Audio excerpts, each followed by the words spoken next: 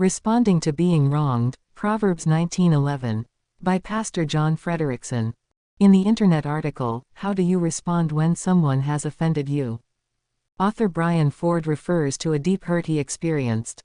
Without specifying the offense or the offender, he related how he became angry toward the person he believed had wronged him. Then, while reading the account of Joseph in Genesis chapters 37 to 40, he states, "God dealt with my heart."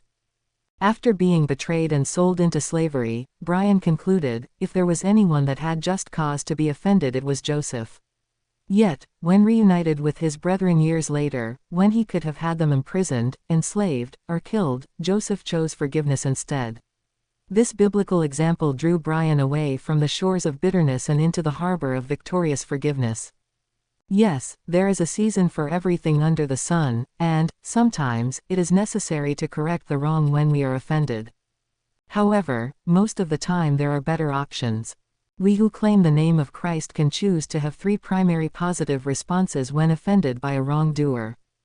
Proverbs 19:11 counsels, "The discretion of a man deferreth his anger, and it is his glory to pass over a transgression." The flesh wants to exact our pound of flesh from the one who hurts us or give them a piece of our mind. Yet God says it is a glory, an ornament, beauty, or honor to let the offense pass without any action.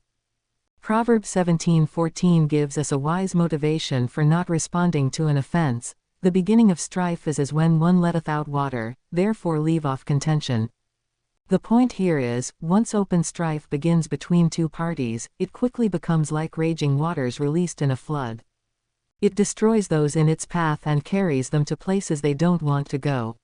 Finally, the best course of all is Ephesians 4:32, "Be ye kind one to another, forgiving one another, even as God for Christ's sake hath forgiven you." This step is perhaps the most difficult of all. Yet, like Joseph of old and author Brian Ford, it is possible if we allow God to speak to and control our heart. How will you choose to respond the next time you are wronged by someone? Purpose now to pass over it rather than giving Satan the victory. When strife has begun, let it end with you, and pray for God's grace to simply forgive them. This would be real Christ-honoring transformation.